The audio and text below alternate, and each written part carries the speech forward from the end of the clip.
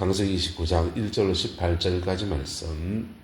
야곱이 길을 떠나 동방 사람의 땅에 이르러 본즉 들에 우물이 있고 그 곁에 양 세 떼가 누워 있으니 이는 목자들이 그 우물에서 양떼에게 물을 먹임이라.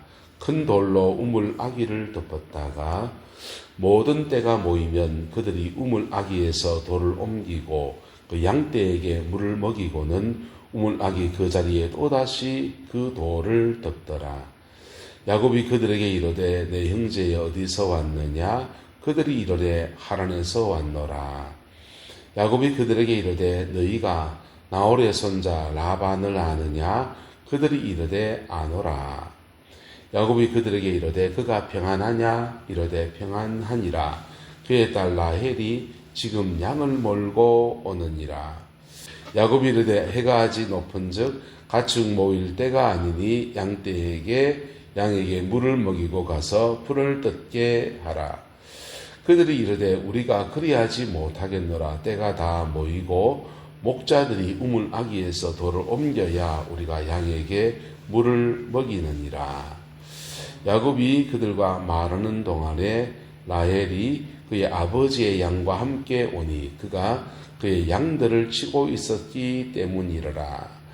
야곱이 그의 외삼촌 라반의 딸 라헬과 그 외삼촌의 양을 보고 나아가 우물 아기에서 돌을 옮기고 외삼촌 라반의 양떼에게 물을 먹이고 그가 라헬에게 입맞추고 소리내어 울며 그에게 자기가 그의 아버지의 생질이요 리브가의 아들 됨을 말하였더니 라헬이 달려가서 그의 아버지에게 알림해 라반이 그의 생질 야곱의 소식을 듣고 달려와서 그를 영접하여 안고 입맞추며 자기 집으로 인도하여 드리니 야곱이 자기의 모든 일을 라반에게 말하며 라반이 이르되 너는 참으로 내 혈육이로다 하였더라. 야곱이 한 달을 그와 함께 거주하였더니 라반이 야곱에게 이르되 내가 비록 내 생질이나 어찌 그저 내 일을 하겠느냐. 내 품삯을 어떻게 할지 내게 말하라. 라반에게 두 딸이 있으니 언니의 이름은 레아요 아우의 이름은 라헬이라. 레아는 시력이 약하고 라헬은 곱고 아리따우니 야곱이 라헬을 더 사랑함으로 대답하되 내가 외삼촌의 작은 딸 라헬을 위하여 외삼촌에게 7년을 섬기리이다. 아멘. 야곱이 하나님의 언약과 약속을 받았습니다. 그리고는 그가 이제 현실에 부딪히게 되는 겁니다. 우리가 기도하고서 하나님의 큰 은혜를 얻을 수 있어요. 그 은혜를 얻을 때 정말 큰 은혜를 얻으면 그때부터 따라서 언약의 백성이 됩니다. 언약의 백성이 돼요. 그 언약의 백성 첫 번째 단계의 언약은 예수님과 나와 구원의 언약이에요. 주님이 십자가의 죽으심으로써 이루신 언약, 그리고 다 이루었다는 그 언약 안에서 주어지는 구원의 언약이에요. 그런데 구원의 언약을 가진 사람들에게 축복이 하나 있는데 하늘까지 이어지는 사닥다리가 있다는 것입니다. 할렐루야. 저와 여러분들 안에 신앙이 아무리 어려도 하늘까지 이어지는 사닥다리가 있어요. 그래서 그 사닥다리에서 내 천당 가는 은혜 있습니다. 그리고 그 사닥다리를 활용하기 시작하면 천국에서부터 이따가 자꾸 오기 시작해요. 할렐루야. 오는 은혜도 있기를 축복합니다. 한번 따라합시다. 가는 천국, 오는 천국. 가는 천국은 내 죽어서 전당 가는 거예요. 오는 천국은요, 오늘 여기 살아가는데 천국을 누릴 수 있는 많은 것들을 주셔요. 성령을 부어주기도 하고요, 지혜를 열어주기도 하고요, 하나님의 물질도 열어주기도 하고요, 사람과의 만남의 축복을 열어주기도 하고요, 온갖 것들을 열어주십니다. 근데 이 오는 천국의 축복은 주로 누가 많이 받느냐? 기도하는 사람이 많이 받고요. 두 번째, 믿음으로 사는 사람이 많이 받고요. 세 번째, 자기의 삶에 거룩함과 성실함을 가지고 사는 사람들이 받습니다. 할렐루야. 세 가지 요건을 충족해야 돼요. 기도를 많이 하는데 생활이 개하신 분들 계십니다. 못 받습니다. 기도를 많이 하는데 그분들은 정말 기도하다 보면 가끔씩 경험할 때 있어요. 영적인 체험은 할 수 있는데 누리지는 못해요. 근데 기도를 많이 하는데 성실한 사람들이 있습니다. 누립니다. 할렐루야. 그의 성실함에 응답하십니다. 하늘의 것과 땅의 것에 맞물려서 받을 그릇이 되는 축복 안에서 이렇게 주어지는 거거든요. 근데 기도를 많이 하는데, 그래서 기도 많이 하고 성실하게 사는 것을 뭐라고 하느냐 따라합시다. 믿음으로 삽니다. 믿음으로 산다는 겁니다. 다른 건 다 똑같아요. 세상을 살아가는데 믿음으로 살아가는 겁니다. 야곱이 이제부터 은혜를 입었습니다. 하나님의 언약의 백성이 되었습니다. 그 언약의 백성이 되어도 주머니에 든 건 있다 없다. 보랄 두 쪽밖에 없습니다. 아무것도 없어요. 아무것도 없는데 외삼촌 라반의 집에 찾아간 겁니다. 외삼촌 라반의 집에 이제 의지할 때라고 누구밖에 없고 라반밖에 없습니다. 기댈 때 누구밖에 없고 라반밖에 없어요. 이역만리 타양이에요. 이역만리 타양인데 야곱이 라반을 의지하느냐 하나님을 의지하느냐. 그리고 야곱이 외삼촌 라반의 집에서 이루고 싶은 것이 있습니다. 뭐 이루고 싶습니까?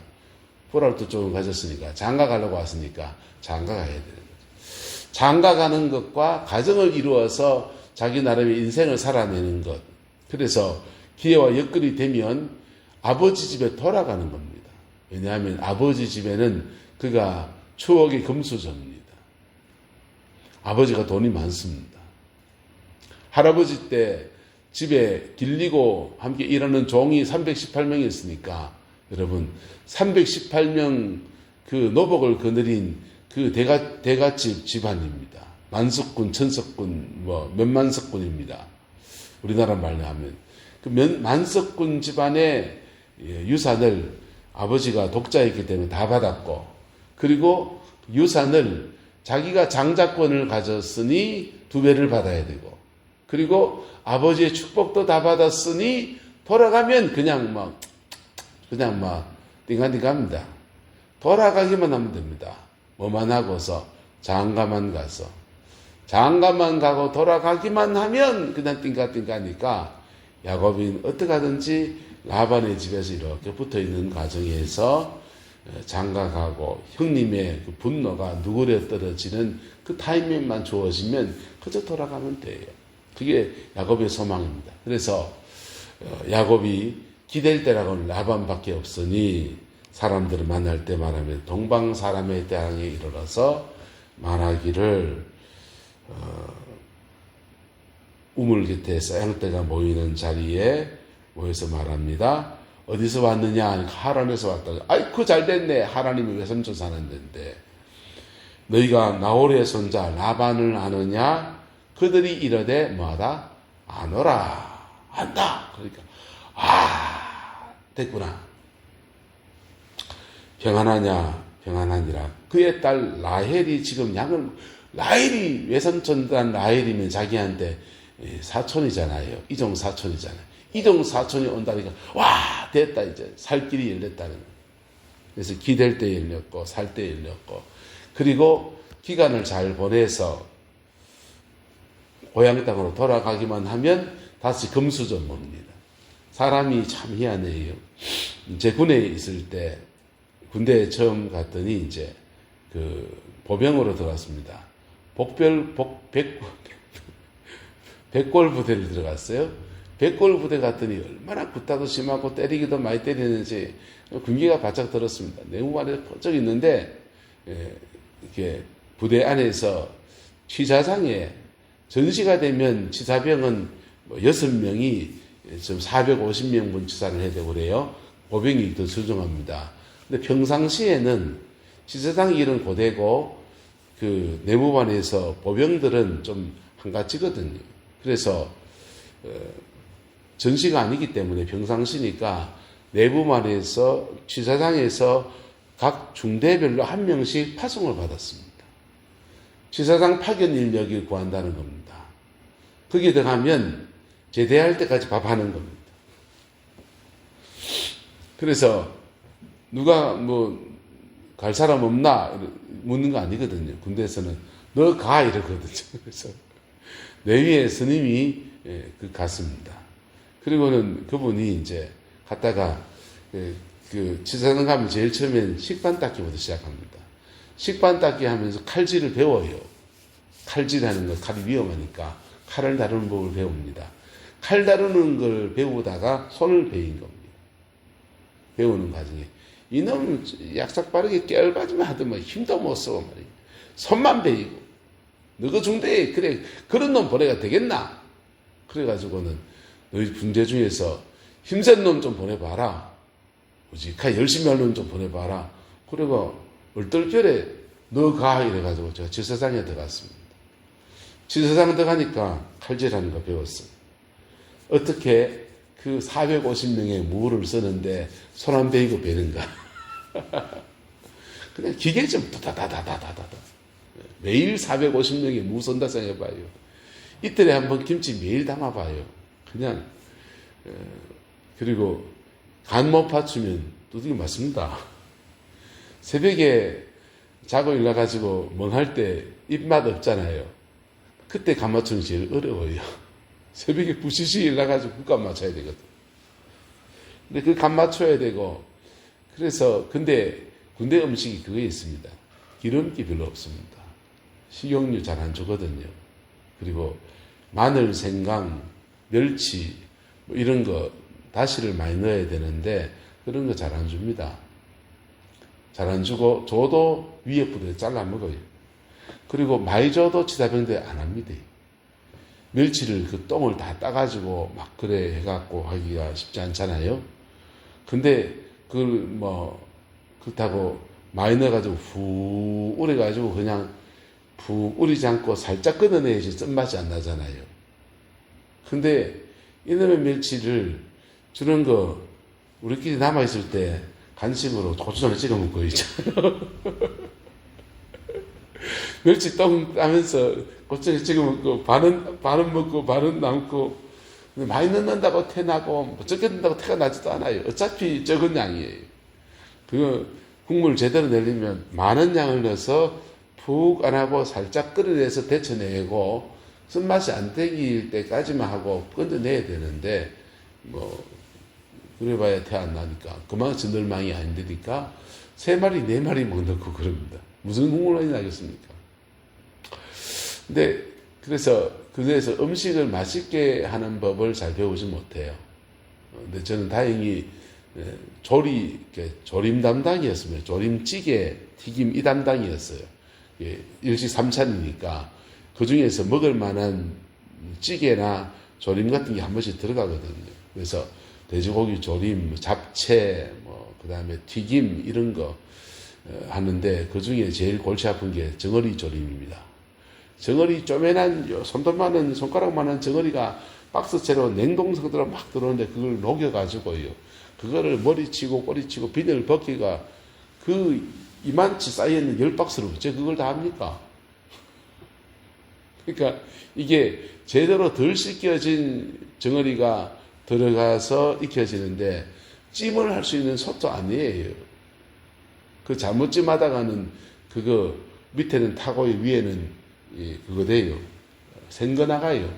그러니까 물을 적당히 잡아가지고 정어리 조림을 정어리 찌개로 만들어내는 거. 그러니까 이게 안 씻겨진 절조리된 그 정어리가 비린내가 막 나고 막 그러니까 맛도 없죠. 그래서 근데 음식이 맛이 없는 이유가 그것 때문에 제대로 하면 저거는 너무 맛있습니다. 근데 그 치사병 하면서 그래도 닭고기 나올 때도 먹어봤고요. 소고기도 먹어봤고요. 돼지고기 나올 때는 툭툭 잘라서 수육도 따로 해먹고 되고요. 얼마나 좋은 시간을 가진지 몰라요. 근데 부대가 전두환 정부 시절에 88 올림픽 하면서 주간 전방 경계 경무를 강화한다고 사단별로 대대를 하나씩 더 만들었습니다. 대대를 하나 더 만들면서 강제로 각 부대에서 한 부대씩 착출해가지고 새로운 부대를 하나 만든 겁니다. 거기에 또한 착출돼 갔습니다. 치사병 하다가 거기 착출돼 가니까 다시 보병됐습니다. 다시 보병되니까 다시 내가 어디 들어가야 됩니까? 치사장 들어가야 살맛이 나죠. 근데 거기서 또 역시 똑같은 문제성입니다. 중대에서 지사장의 착출 인력을 뽑아야 되는데 급하게 조성하다 보니 지사장에 지사병을 해본 사람이 아무도 없이 행정병들이 막 와서 밥을 해야 되는 상황이에요. 그래서 착출대간 부대에서 여기서 지사병에 근무해본 경력이 있는 친구 사람도 손들어봐! 손들어.